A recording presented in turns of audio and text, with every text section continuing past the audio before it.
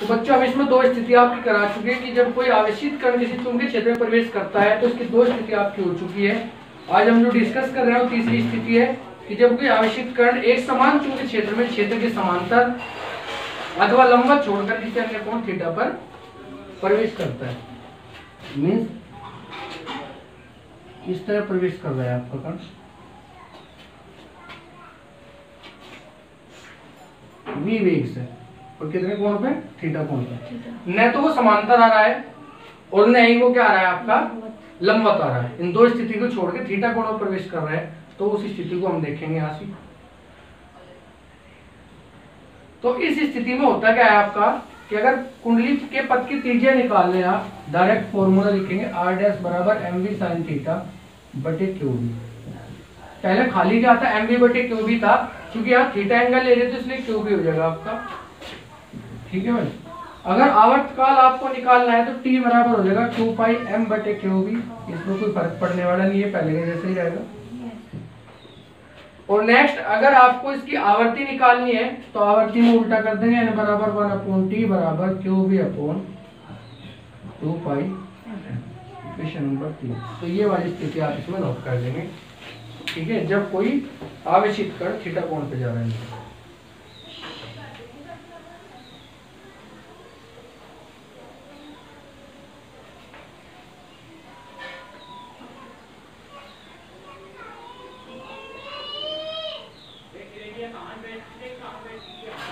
अब इससे आगे हम स्थिति जो करने वाले हैं वो है आपका साइक्लोट्रॉन। इससे आगे जो हम पढ़ने वाले हैं उसका नाम है साइक्लोट्रॉन।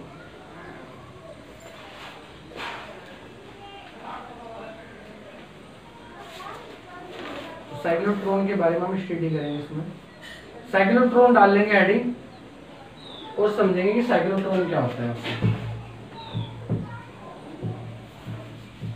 साइक्लोट्रॉन एक ऐसा उपकरण है जो क्या करता है आपका कि जो धनावेशित कणों जैसे प्रोटॉन धनावेशित हो गया, न्यूट्रॉन आदि आयनों को उच्च ऊर्जा तक त्वरित करने में किया जाता है। इन अर्जित कणों का उपयोग करके इन नाभिकीय विघटन में प्रयोग करते हैं और इसका आविष्कार सन 1934 में लॉरेंस तथा लिंगस्टन ने किया था, इसलिए इसका नाम जो है साइक्लोट्रॉन रखा गया है। ठीक है। सिद्धांत क्या होता है कि जब कोई आवेशित कण चुंबकीय क्षेत्र में परिक्रमण करता है तो उसकी आवर्ती कण की ऊर्जा पर निर्भर नहीं करती। उसकी आवर्ती क्या होती है? कण की ऊर्जा पे निर्भर नहीं करती। यह क्या करती है? आपकी क्रोसित वैद्युत चुंबकीय क्षेत्र का उपयोग करके आवेशित कण को चुंबकीय क्षेत्र की सहायता से बारी बार एक ही वैद्युत क्षेत्र से गुजारते रहते हैं। ठीक है, और फिर से उच्च ऊर्जा तक त्वरित करते रहते हैं। तो सिद्धांत क्या है कि जो आपका आवेशित कण है जो परिक्रमण कर रहा है उसका परिक्रमण काल या उसकी आवर्ती जो है ऊर्जा पर निर्भर नहीं करती। और दूसरी बात क्या होता है कि वैद्युत और चुंबकीय क्षेत्र की सहायता से हम इसे बार बार वैद्युत क्षेत्र में गुजारते रहते हैं और इसे उच्च वेग से हम क्या करते हैं? इसकी सहायता से वैद्युत क्षेत्र से गुजार कर उच्च ऊर्जा तक त्वरित कर लेते हैं। ठीक है, और हमें ये करना भी ऐसी है कि हमें धनावेशों को क्या करना है? उच्च ऊर्जा से त्वरित करना है साइक्लोट्रॉन के द्वारा। ये होगा इसका सिद्धांत। संरचना में क्या देखेंगे आप कि संरचना में इसके एक डीज लगी होती है ऐसे, और इस डीज को दो भागों में हम बांट लें। इन डीज को दो भागों में हम बांट ले इसे डी नुमा आकृति को। ठीक है, इसे D1 कहते हैं और इसे क्या कहते हैं हम? D2। ये डीज जो बनी होती है धातु की बनी होती है और इनमें क्या करते हैं ऊपर से जो है हम इन्हें सप्लाई से जोड़ देंगे। सप्लाई आपको मिल रही है। ठीक है, बात समझ में आ गई भाई? तो इनमें तो सिंपल से डायग्राम तैयार कर, आप अच्छे से डायग्राम इसका तैयार कर लेंगे। तो इसमें डी आकार के दो क्षैतिज खोखले धात्विक खंड D1 में D2 होते हैं। D1 D2 जो है ना आपके दो धात्विक खोखले गोले इसमें लगे होते हैं जिन्हें हम डीज कहते हैं। जिन्हें क्या कहते हैं? इन्हें नाम दे दिया डीज, इन्हें कहते हैं आप डीज। बात समझ में आ गई? तो अब इनका कार्य क्या होता है कि जिन्हें डीज कहते हैं जो इस प्रकार व्यवस्थित होते हैं कि दोनों के व्यास एक दूसरे के समांतर हो। इस प्रकार व्यवस्थित है कि दोनों के व्यास क्या एक दूसरे के समांतर है और एक दूसरे से अल्प अंतराल पर स्थित है। इनके बीच बहुत ही कम दूरी होगी, बहुत ही सूक्ष्म दूरी होगी इन दोनों के बीच में। ठीक है, और डीज के बीच एक 2 लित्र के द्वारा 10⁵ वोल्ट की कोटि का प्रत्यवर्ती विभवांतर आरोपित करते हैं। हम क्या करेंगे? 2 लित्र के द्वारा इन डीज के बीच जैसे लग रहा है 10⁵ वोल्ट, 10⁵ वोल्ट का विभवांतर इसके अंदर लगाएंगे हम। तो जैसे 10⁵ वोल्ट का विभवांतर आप लगाएंगे जिसकी आवृत्ति क्या होगी? बहुत ज्यादा होगी, लगभग 10 से 15 मेगाहर्ट्ज होती है।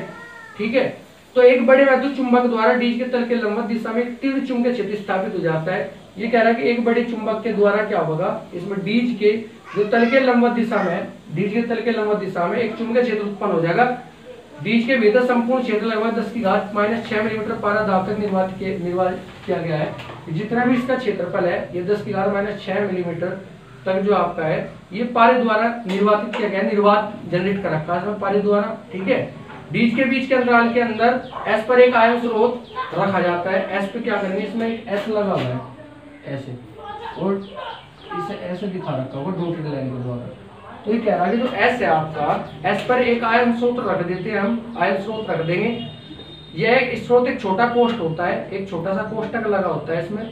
ठीक है, जिसमें एक तापित तंतु होता है। तापित तंतु जो मैंने अभी बनाया तापित तंतु है आपका। ठीक है, ये लगा होता है जो गर्म होकर क्या करता है, तापायन उत्पन्न करता है। जैसे ये गर्म होगा, जैसे आप ज्यादा वोल्टेज दोगे मैक्सिमम वोल्टेज पे क्या होगा, तंतु आपका गर्म होकर आयन उत्पन्न करेगा। इस कोष्ठ में कई गैसें जैसे हाइड्रोजन हो गया, ड्यूटेरियम हो गया, ये सब तंतु से उत्सर्जित तापायन गैस का आयनन करके धनायन उत्पन्न करेंगी। ये क्या करेंगी, धनायन उत्पन्न करेंगी। ये क्या करेंगी, आपकी जो गैस है हाइड्रोजन या ड्यूटेरियम जो भी आपके अवेलेबल है वहां से, वो तंतु से उत्सर्जित जो तापमान है, तंतु से ताप बढ़ेगा, ताप बढ़ने के बाद क्या होगी, गैसें धनायन उत्पन्न करेंगे इसके अंदर जो भरी हुई है। ठीक है, ये तो थी आपकी क्या, ये कंस्ट्रक्शन थी। दोबारा समझ लें कि दो डीज लगे हुए हैं, D1 और D2 धात्विक खंड होते हैं, कोष्ठ होते हैं, मतलब खाली होते हैं। ठीक है, इनके जो व्यास होते हैं एक दूसरे के पास पास समांतर रखते हैं। ठीक है, और इसमें फिर क्या गया कि हम इसके अंदर 10⁵ वोल्ट जो है ना 2 लीटर के द्वारा 10⁵ वोल्ट से जो है ना विभाजित करते हैं। जैसे आप इसे विभाजित करते हैं चुंबक के द्वारा, इसके अंदर एक चुंबकीय क्षेत्र उत्पन्न हो जाए। ठीक है, बहुत सारा चुंबकीय क्षेत्र उत्पन्न हो जाता है इसके अंदर। और इसमें बताया गया कि फिर इसमें पारे के द्वारा से निर्वातित कर लिया 10⁻⁴ मिलीमीटर तक इसमें पारा भरा है, इसे निर्वातित कर लेते हैं। और इसके अंदर एक एस लगा रहता है, एस कोष्ठ के रूप में होता है, और इस पे एक तंतु जुड़ा रहे। जैसे ही आप इसमें 10⁵ वोल्ट सप्लाई देते हैं तो तंतु गर्म होना शुरू करता है, और तंतु गर्म होता है तो इसके अंदर जो भरी हुई गैस है जैसे हाइड्रोजन या ड्यूटेरियम, तो वे हाइड्रोजन और ड्यूटेरियम क्या करेंगे, उनके द्वारा धनावेश उत्पन्न होने शुरू हो जाएंगे, धनावेश उत्पन्न होने शुरू हो जाएंगे। अर्थात जो धनावेश निकल रहे हैं वो अधिक वेग से त्वरित होने शुरू हो जाएगा, अधिक ऊर्जा से त्वरित होने शुरू हो जाते हैं। तो ये क्या है आपकी, इसकी कंस्ट्रक्शन है। अब इससे आगे हम पढ़ते हैं कार्यविधि। कि कार्यविधि में क्या होता है कि हम मान के चलते हैं कि m द्रव्यमान तथा Q आवेश का एक आयन स्रोत से उत्सर्जन निर्गत होता है, जबकि D2 ऋण विभव पर है। हमने क्या ले लिया, D2 ऋण विभव पर ले लिया। उस समय क्या होगा, एक आयन उत्पन्न हुआ। उस समय क्या हुआ, m द्रव्यमान का प्लस Q आवेश का एक आयन उत्पन्न होता है, निकलता है। ठीक है, ये आयन डीज के बीच के अंतराल में विद्यमान विद्युत क्षेत्र के द्वारा D2 की ओर त्वरित होकर D2 में भी वेग से प्रवेश करता है। ये कह रहा है कि जो आयन उत्पन्न हुआ ये यहाँ से निकलेगा और निकल के कहा D2 में प्रवेश करेगा V वेग से। D2 में प्रवेश कर रहा, V वेग से प्रवेश कर रहा D2 में। ठीक है,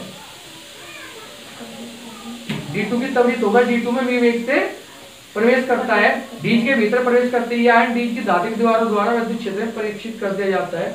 अभी क्या करा जाएगा, डीज की सहायता से जो धात्विक दीवारें बनी है, मतलब इसे अंदर की ओर भेज दिया जाएगा इधर। ठीक है, तो इसे जब इधर भेजा जाता है तो अब डीज के तल के लंबवत चुंबकीय क्षेत्र के कारण आयन यथाचाल V वेग से R वर्ताकार पथ पर चलने लगता है। अब क्या होगा कि ये जो आपका यहाँ से आया दीवार के पास, ये क्या करेगा, R त्रिज्या के पथ पर V वेग से गति करना शुरू कर देगा, घूमना शुरू कर देगा। आयन की बढ़ती गति के लिए आवश्यक अभिकेंद्र बल कितना होगा भाई, अगर आवश्यक अभिकेंद्र बल की मैं बात कर रहा हूँ तो mv² बराबर QV, ये हम पहले भी पढ़ चुके।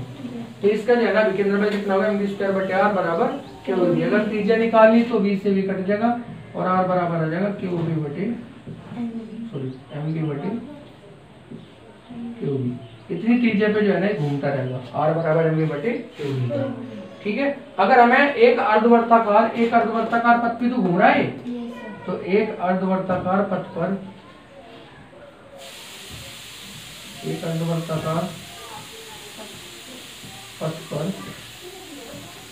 लिया समय, घूमने में लिया समय, ठीक है, कितना होगा, स्मॉल t बराबर, समय बराबर क्या होता है, दूरी बटे समय, समय बराबर दूरी बटे वेग।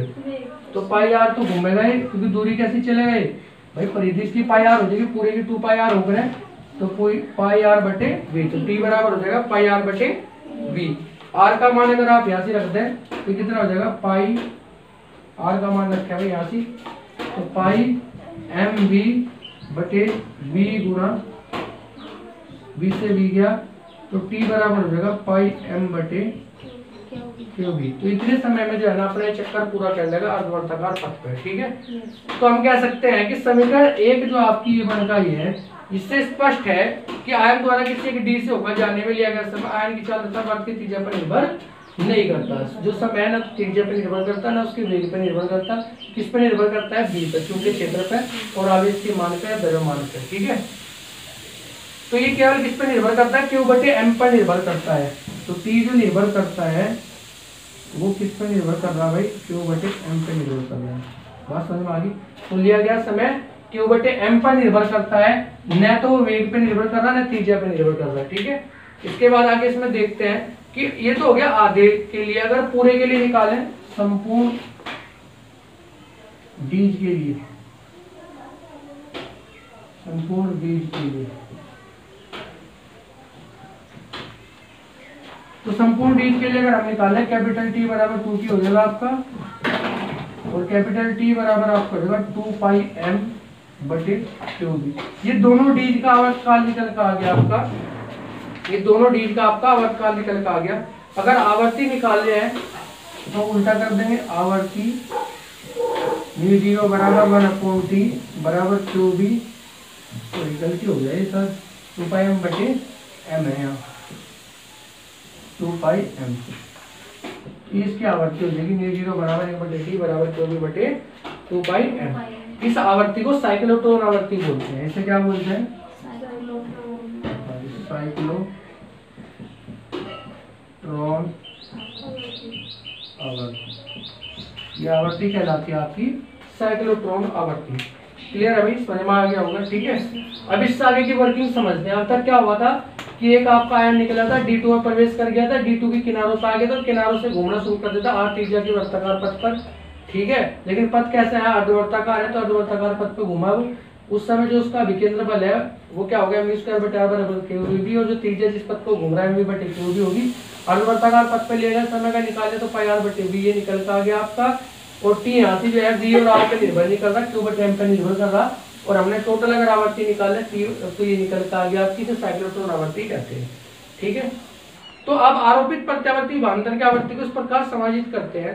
जो आप प्रत्यावर्ती विभवांतर आपने लगा रखा है इसे इस प्रकार समायोजित हम करेंगे कि विभवांतर के एक आधे चक्कर में आयन एक अर्धवर्त पूरा कर लेगा, ठीक है। इस प्रकार हमें समायोजित करेंगे कि अर्धवर्ताकार में मतलब पूरा का पूरा एक चक्कर लगा लेगा अर्धवर्त पे, ठीक है। और अब इसके बाद क्या होगा कि जब आयन D2 से बाहर निकलेगा, अब यहाँ से D2 से बाहर निकला है, ठीक है, D2 में के अंदर था, अब आयन जो है ना D2 से बाहर निकलता है, तो ठीक उसी समय D1 ऋण विभव पर हो जाएगा।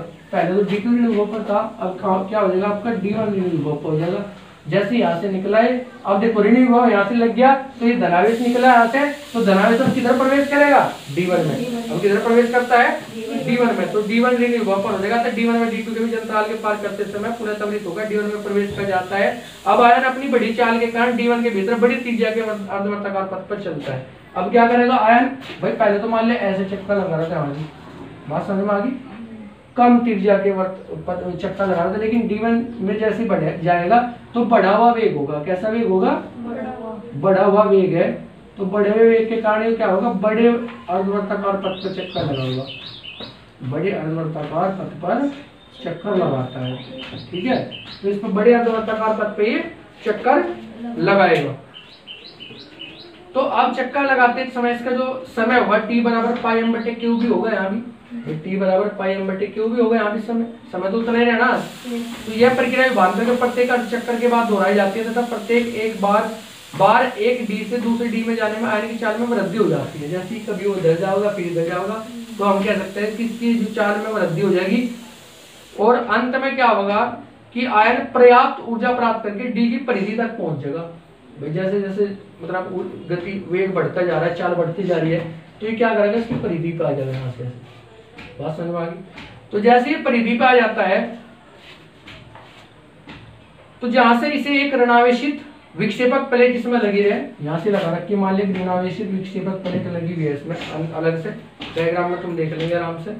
तो विक्षेपक प्लेट की सतह डी के बाहर खींच लेंगे इसे जो है ना, जैसे ये परिधि होगा इसे बाहर खींच लेंगे, ठीक है। इस प्रकार साइक्लोट्रॉन से ऊर्जित आयनों का पुंज निर्गत होता है। इस प्रकार जो आपका जो है ना आयनों का जो पुंज है वो आपका बाहर निकलता रहेगा और उसे हम इकट्ठा करते रहेंगे और हम बढ़ी हुई चाल के द्रव्यष्ट कण मिलते रहेंगे, अर्थात जिनकी ऊर्जा भी बढ़ी हुई है। अगर हम इसकी गतिज ऊर्जा कंसिडर करें कि इसकी गतिज ऊर्जा कितनी होगी, तो मैं बाद में एक छोटा सा डेरिवेशन अभी करा दूंगा, फिलहाल आप इतना समझ लो। ये आपका पूरा का पूरा कंप्लीट साइक्लोट्रॉन हो गया, गतिज ऊर्जा का भी मैं करा दूंगा, ठीक है।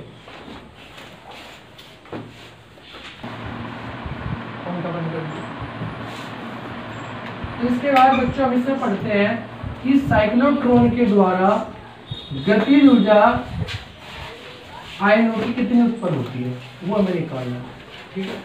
तो हम इसमें क्या लेके चल रहे हैं कि मान लिया डीज के बाह्य त्रिज्या कैपिटल आर है, हमने डीज की जो बाह्य त्रिज्या मान ली वो कैपिटल आर मान ली, और कह रहा कि कण जो है अब डीज की परिधि पे पहुंच के उसका जो वेग है वो कितना हो गया, वो आपका वी मैक्स मान लिया कि उसका अधिकतम वेग से वो गति कर रहा है ना डीज की परिधि पे, ठीक है। अब इसके बाद क्या होगा, वो बाहर खींच ले जाएगा। आर बराबर होता है एम वी बटे क्यू बी से, आर बराबर क्या होता है एम वी बटे क्यू बी से के अनुसार हम क्या करेंगे, अगर कैपिटल आर निकालना हो तो एम वी मैक्स बटे क्यू बी, ठीक है। ये आपका फॉर्मूला हो जाएगा, या एम वी मैक्स क्या है, संवेग है, और ये हो जाएगा आर क्यू बी, समीकरण नंबर 2 या 1 2 के आप, ठीक है। गतिज ऊर्जा का सूत्र होता है क्योंकि के मैक्स बराबर आपका होता है 1/2 एम वी मैक्स का स्क्वायर, ठीक है भाई। और अगर मैं क्या करूँ इसे एम स्क्वायर वी मैक्स का स्क्वायर करूँ, अर्थात एक एम की गुणा कर दिया, एक एम नीचे लीजिए और इसका मान रख दिया आर क्यू बी बटे क्यू एम, ठीक है भाई। आर क्यू बी बटे 2m, आर क्यू बी का क्या होगा स्क्वायर होगा क्योंकि इसका भी स्क्वायर है, ठीक है। के मैक्स बराबर या के मैक्स बराबर आपका हो जाएगा r square q square b square upon 2m, r square q square b square upon 2m। बात समझ में आ गई भाई, ठीक है। जब दोनों डीज के बीच लगा विभांतर भी हो तो आयन द्वारा डीज के जो बीच रिक्त स्थान भरने में जो आयनित ऊर्जा है, ठीक है, जो बीच में जो ये लग रहा है आयनित ऊर्जा की वी विभव लगा हुआ है बीच में, तो तब आयनित ऊर्जा कितनी होगी, दो डीज के बीच क्या होगी। बात समझ में आ गई भाई। मान लीजिए डीज लगी हुई थी आपकी, तो इनके बीच की बात करें हम यहाँ से, तो इस पे एक वी विभव लगा हुआ है, ठीक है। तो इसके द्वारा जो आयनित ऊर्जा वो कितनी होगी, क्यू वी होगी। बात समझ में आ गई। इसके बाद बढ़ते हैं, जब एक आधे चक्कर में तो कितनी ऊर्जा है, क्यू वी है, पूर्ण चक्कर में कितना हो जाएगा, क्यू क्यू होगी, वो चक्कर में हो जाएगा आपका 2 क्यू होगी। बात समझ में आ गई। और एक इसके बराबर होगी, ये अजित कुल गतिज ऊर्जा होगी, कितनी होगी। अगर हम कह रहे हैं n चक्कर की बात करें, चक्कर में तो 2n क्यू हो जाएगी, तो कुल गतिज ऊर्जा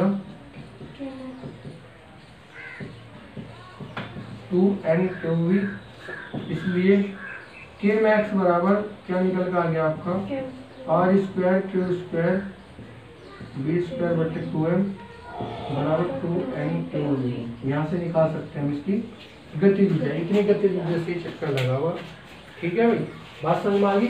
तो इसकी गतिज ऊर्जा निकल आ गई। परिसीमाएं दे रखी है साइक्लोट्रॉन की। परिसीमाएं क्या क्या होती है कि सबसे पहला कण पॉइंट है कि साइक्लोट्रॉन जो अनावेशित कण होते हैं जैसे न्यूट्रॉन, उन्हें त्वरित नहीं करता।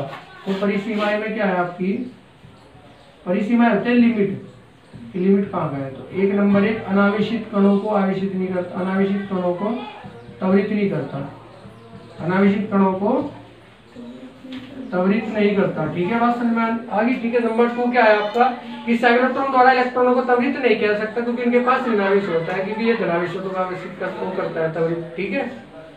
नेक्स्ट पॉइंट दिया है कि साइक्लोट्रॉन द्वारा आवेशित कणों को इतने उच्च वेग तक त्वरित नहीं किया जा सकता कि उनका वेग प्रकाश के वेग के तुल्य हो जाए, क्योंकि इतने उच्च वेग पर आवेशित कणों का द्रव्यमान नियत न रहकर वेग के साथ परिवर्तित होता है। तो यदि आवेशित कण का विराम द्रव्यमान m0 हो तो v वेग से गति कर रहा है। तो ये कह रहा है कि अगर हम क्या कह रहे हैं कि साइक्लोट्रॉन द्वारा जो आवेशित कण है हमें उसे इतनी ज्यादा वेग से त्वरित नहीं कर सकते कि उसका जो वेग है वो प्रकाश के वेग के तुल्य हो जाए, क्योंकि इतने उच्च वेग पर आवेशित कणों का द्रव्यमान नियत न रहकर वेग के साथ बदलता रहता है। और यदि आवेशित कण का द्रव्यमान m0 हो तो ये क्या हो जाएगा आपका सूत्र m बराबर m0 under root 1 minus v square बटे सी स्क्वायर। ठीक है भाई। अब अगर हमें आवर्ती निकालनी है, f बराबर होता है, फॉर्मूला पढ़ा था क्यू बी बटे 2πm, क्यू बी बटे 2πm। तो क्यू बी बटे 2πm क्यू बी। अब यहाँ क्या ले सकते हैं हमें, m का मान ले देंगे under root q b under root 1 minus v square upon c square, और अपॉन में कितना आ जाएगा 2πm0 f का मान। ठीक है भाई, ये आपका आवर्ती हो गया। बात समझ में आ गई। तो इसमें आप जो है दोनों पॉइंट लिख लेंगे और तीसरे पॉइंट में ये भी डिफाइन कर लेंगे परिसीमाओं में। ठीक है, तो बस आज की क्लास यही तक। क्लास अगर अच्छी लगे तो क्लास वीडियो को लाइक करें, चैनल को सब्सक्राइब करें, शेयर करें।